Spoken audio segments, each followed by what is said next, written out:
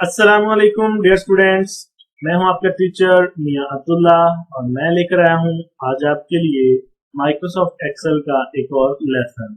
आज के लेसन में हम देखेंगे होम टैब में फॉन्ट का ग्रुप और क्लिपबोर्ड में हमने एक अपने रिसेंट लेसन में एक ऑप्शन स्किप की थी। आज साथ ही साथ उसको भी कवर करेंगे। वीडियो स्टार्ट करने से पहले मैं हसबेर वाहिद अपने नए आने वाले व्यूवर्स से रिक्वेस्ट करूंगा कि अगर उन्होंने अभी तक हमारा चैनल सब्सक्राइब नहीं किया तो चैनल को सब्सक्राइब कर दें और बेल नोटिफिकेशन को प्रेस कर दें ताकि आइंदा आने वाली वीडियोस भी आप तक सबसे पहले पहुंच सकें। तो चलिए स्टार्ट करते हैं आज की वीडियो।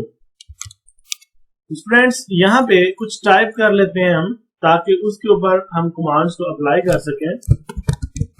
रेस टैब प्रेस करूंगा राइट साइड पे मूव करने के लिए। ये हमने सबसे पहले सिलेक्ट किया। आप जितने भी डाटा के ऊपर अप्लाई करना चाहते हैं कोई भी चीज, यहाँ से फॉर्मेटिंग में से फॉन्ट्स में से बोल्ड करना चाहते हैं, राइटिंग साइज बड़ा करना चाहते हैं, उसके लिए आपने क्या करना होता है, वर्ड में थोड़ा सा इसका जो मेथड होता है वो डिफरेंट होता है। वर्ड में हम क्या करते हैं, हम अपने टेक्स्ट को सिलेक्ट करते हैं और फिर उसके ऊपर ये सारी चीजें अप्लाई करते हैं। लेकिन आप यहाँ पे देखें, जब आप टेक्स्ट को सिलेक्ट करते हैं तो हमारे पास बहुत सी ऑप्शन ऐसी हैं जो हाइड हो चुकी हैं। यहाँ बॉर्डर, फिल कलर, अलाइनमेंट वगैरह, और ये आप देख सकते हैं काफी हद तक जो आपका होम टैब है वो उसकी ऑप्शन जो है हाइड हो गई, वो अप्लाई नहीं हो सकती। तो एक्सेल के अंदर तरीका ये होता है कि आप बजाय टेक्स्ट को सिलेक्ट करने के आपने सेल को सिलेक्ट करना होता है जिसके ऊपर आपने फॉर्मेटिंग अप्लाई करनी होती है। तो देखें, मैं यहाँ पे टेक्स्ट को सिलेक्ट करने की बजाय सेल को सिलेक्ट करता हूं तो हमारे पास तमाम ऑप्शंस अवेलेबल हैं, हर ऑप्शन आप अप्लाई कर सकते हैं। तो सबसे पहले यहाँ पे देखते हैं जी कैलिबरी। यहाँ पे हमारे पास राइटिंग स्टाइल होता है। तो writing style Calibri by default पहले से सेट है। आप अगर चेंज करना चाहें तो यहाँ पे डिफरेंट राइटिंग स्टाइल्स हैं, आप चेंज कर सकते हैं। तो यहाँ पे मैं अप्लाई कर देता हूँ जी एरियल ब्लैक। तो आप देख सकते हैं इस राइटिंग स्टाइल में और इसमें दोनों में डिफरेंस आ चुका है। इसी तरह यहाँ पे मियां अब्दुल्ला वाले सेल पे अप्लाई करते हैं। तो यहाँ पे आप देख रहे हैं मैं जैसे जैसे माउस को मूव कर रहा हूँ राइटिंग स्टाइल चेंज हो रहे हैं। तो इसी तरह आप अगर सब डाटा के ऊपर जितना भी आपने शीट में डाटा लिखा हुआ सब के ऊपर इकट्ठा अप्लाई करना चाहते हैं तो सबको इकट्ठा सिलेक्ट करें। राइटिंग स्टाइल आप कैम्ब्रिया कर दें, चेंज कर दें। ये देखें जी कैम्ब्रिया अप्लाई हो गया चारों के ऊपर, जितना भी आप सिलेक्ट करेंगे उन सब के ऊपर अप्लाई हो जाएगा। सेकंड हमारे पास ऑप्शन होती है राइटिंग साइज, फॉन्ट साइज की। तो आप यहाँ पे बाय डिफॉल्ट 11 लगा होता है। आप अपनी जरूरत के मुताबिक अगर कोई हेडिंग वगैरह है तो आप उसका साइज 14, 18, 20 या 36 जितना भी आप जरूरत के मुताबिक करना चाहें कर सकते हैं। नॉर्मली जो हेडिंग्स के अलावा डाटा होता है, शीट्स हम बना रहे होते हैं, उनका साइज नॉर्मल 11 ही रखा जाता है। तो आप चाहें तो इसको चेंज कर सकते हैं। तो मैंने यहाँ पे 12 अप्लाई किया। और यहाँ पे आप एक और चीज मैं आपको एक्स्ट्रा बताता चलो। समटाइम ये होता है कि हमारा जो सेल होता है वो छोटा होता है और हमारी राइटिंग ज्यादा होती है। तो उसके हवाले से आपने यहाँ पे क्या करना होता है, ये कॉलम आपका छोटा पड़ रहा है तो आपने यहाँ पे H और I के दरमियान, यहाँ पे जब आप इस शेप का आपका एरो बन जाएगा तो आपने यहाँ पे डबल क्लिक कर देना है। तो आपकी राइटिंग के मुताबिक आपके कॉलम ऑटो एडजस्ट हो जाएंगे। तो आप यहाँ पे डबल क्लिक करें, आपका H जो है तो देखें डबल क्लिक करने से ऑटो एडजस्ट हो गया। ठीक है, इसी तरह बाकी राइटिंग्स कंप्लीट है। एक और वर्ड यहाँ पे टाइप कर देते हैं ताकि आपको मैं एडजस्ट करके दिखा सकूं। तो उसके लिए आपने क्या करना है, इकट्ठा ही हम टाइप कर लेते हैं ग्रेस इन्फो टेक्स्ट। तो आपने देखा यहाँ पे हमारा जो राइटिंग है वो सेल से बाहर जा रही है। तो अगर आप नेक्स्ट कॉलम में कुछ टाइप कर देते हैं तो एक्सेल एंटर किया, आप देखें आपका जो आई कॉलम का था वर्ड वो हाइड हो जाएगा, उसके नीचे छुप जाएगा। तो उसके लिए आपने क्या करना है, यहाँ पे आएंगे और यहाँ पे डबल क्लिक करेंगे आई और जे के दरमियान। तो यहाँ पे डबल क्लिक किया तो ये इस तरह से आप ऑटो एडजस्ट भी कर सकते हैं डबल क्लिक करने से, या फिर आप इसको क्लिक करें और ड्रैग करें लेफ्ट राइट, तो आप अपनी मर्जी से सेल का साइज जितना चाहें रख सकते हैं। तो डबल क्लिक करने से ऑटो एडजस्ट हो जाता है।